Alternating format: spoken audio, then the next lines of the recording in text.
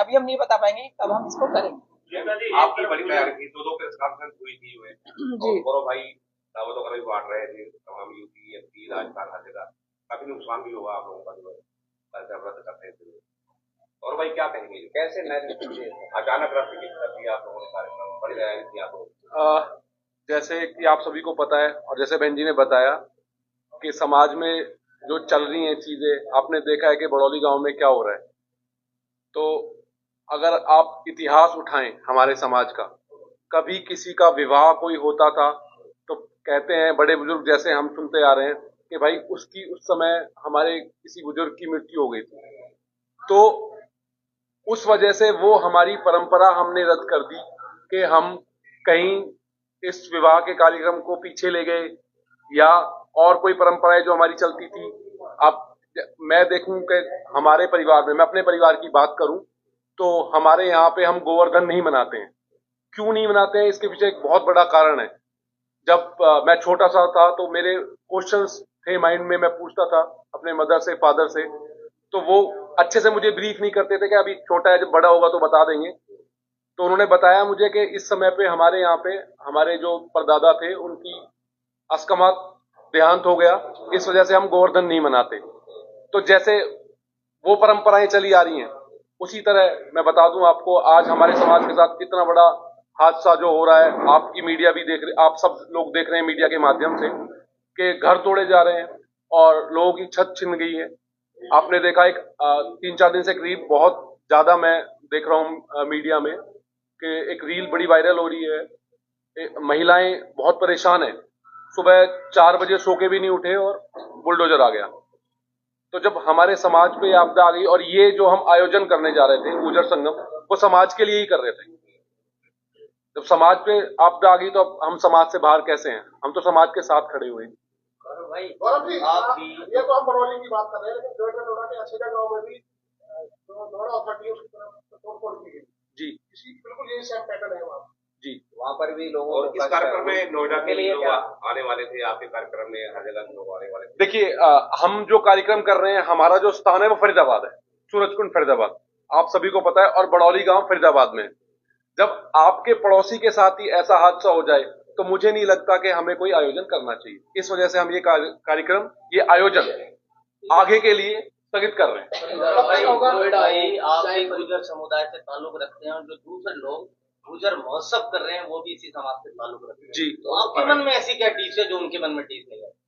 देखिए हर किसी के अपने अपने विचार हैं, वो भी हमारे भाई हैं, उनकी इच्छा है वो कर रहे हैं। हम किसी को, हम अपने इस आपके चैनल के माध्यम से ये नहीं कह सकते कि भाई आप ना करें, उनकी इच्छा है, उनकी श्रद्धा है, हर किसी का अपना अपना मन है, वो भी हमारे भाई हैं, वो भी समाज से ही है, वो कर रहे हैं, अच्छी बात। बड़ौली गांव जो अभी इतना जल्दी से निपटने वाला मामला नहीं है, बड़ौली गांव की तोड़फोड़ चल रही है, ये मामला भी लंबा खींच रहा है क्योंकि बहुत सारा राजनीतिक पहलू के बीच में जो यहाँ पर राजनीतिक व्यक्ति करते हैं उनके भी टांग बीच में फंसी हुई है। तो आपका जो गुर्जर संगम है ये कितने दिन आगे बढ़ेगा?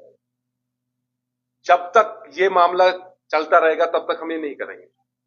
जब ये मामला शांत हो जाएगा, चाहे दिल्ली हो, उनके रेखा छतरपुर हो, चाहे हो, वहाँ पर भी बुजुर्गों के जो मकान तोड़े गए, चाहे अनूपपुर की बात करें या बड़ौली की, नोएडा की, या कि क्या सरकार कुछ लगता है कि बुजुर्गों के खिलाफ? आपके समाज का कहना है कि आपका समाज टारगेट पर है, आपके समाज के 2 मंत्री हैं फरीदाबाद में, तो क्या आप अपने मंत्रियों से अपील करेंगे कि भाई हमारे समाज को क्यों टारगेट किया जा रहा है, अधिकारी को टारगेट कर रहे हैं? देखिए मैं आपको बता देता हूं, अगर आप इसमें ब्रीफ में जाएंगे तो ये तो बहुत पुराना मुद्दा है।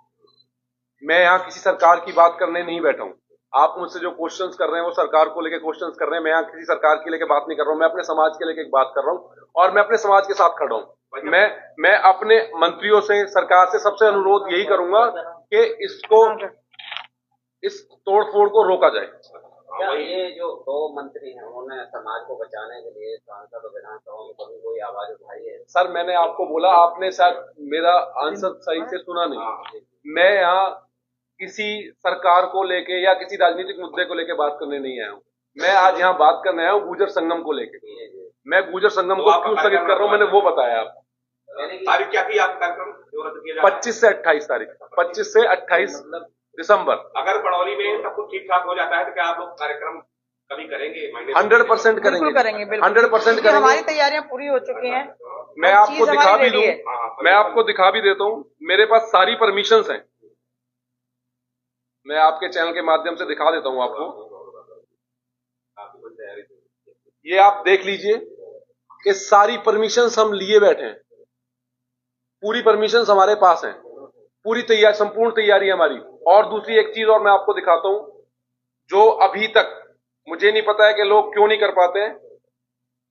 हमारी सोसाइटी में 158 पायलट्स हैं, ये आप देख लीजिए। 158 पायलट्स को मैंने इन्विटेशन दिया है, वो सारे के सारे आ रहे थे संगम में, वो सारे के सारे लोग तैयार हैं। आज हम उन सबको दोबारा से बोलेंगे कि इस कारण की वजह से हमने रोक दिया है। 158 पायलट्स को मैंने इन्विटेशन दिया है।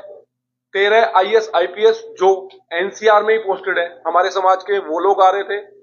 और 300 प्लस डॉक्टर्स को हमने इन्विटेशन दिया था, वो लोग आ रहे थे। खिलाड़ी कितने थे टोटल बहन जी? अभी तो हमने इंटरनेशनल खिलाड़ी से कोई दिया था जी, जिसमें से 5 खिलाड़ियों को हम दे चुके थे, बाकियों को हमारा नेक्स्ट वीक में था। क्या कारण रहा कि गुजर महोत्सव निकल कर आप लोग गुजर संगम की ओर आ गए? नहीं, आप मैं आपके गुजरों का है ये जी बिल्कुल जी बिल्कुल, मैं थोड़ा सा क्वेश्चन को करेक्ट करूंगा। मैं निकल के कहीं से नहीं आया। पहली बात तो मैंने तो पहली बार एक कोशिश करी, शुरुआत की, समाज ने मेरी एक ड्यूटी लगाई। मैं आपके साथ चैनल को काफी सारे मीडिया में आप देख भी रहे होंगे कि मेरा तो एक शो आ रहा है गुजर वॉच करके, मैं एक शो लेके आ रहा हूँ। एक पैटर्न है जो रियलिटी शो हम बना रहे हैं, एक वो पैटर्न हम उस तरह का एक शो बना रहे थे कम्युनिटी को लेके। तो जैसे मैं लोगों के पास गया, मैंने लोगों को ब्रीफ करना शुरू करा, तो लोगों ने कहा कि आप एक पहले समाज को एकत्रित करके एक अच्छा सा मेले का आयोजन करें। नहीं, मेरा नहीं, एक सम्मेलन, मतलब जहाँ पे हम अपने अधिकारियों को और उनको सबको एक जगह ला सके, एक प्लेटफॉर्म दे सके और 1 to 1 उनके साथ हम लोग संवाद कर सके। गुर्जर सम्मेलन में नहीं दिखा, वही हमारी चीजें होती थी। आपने ये कहा था कि ये जो गुजर महासंगम हो रहा है, गुजर संगम में कोई पर्ची खर्ची नहीं, जी जी, किसी से कोई खर्चा नहीं लिया जाए, कहीं ऐसा तो नहीं फंड की कमी की वजह से आप लोग ये बैठे हैं, हमारे इनकी ही जिम्मेदारी है, ये हमारे फाइनेंसर हैं और ये पूरा यही लगा रहे थे और इन्हीं की तरफ से सारा पैसा लगाया जा रहा था। इसलिए हम लोगों ने पर्ची खर्ची की बात नहीं करती। हम किसी के पास भी अभी तक भी नहीं गए हैं कि आप हमें फंड दे दीजिए या हमारे पास फंड नहीं है, ऐसा कोई वो नहीं है। हमारी सारी तैयारी पूरी थी।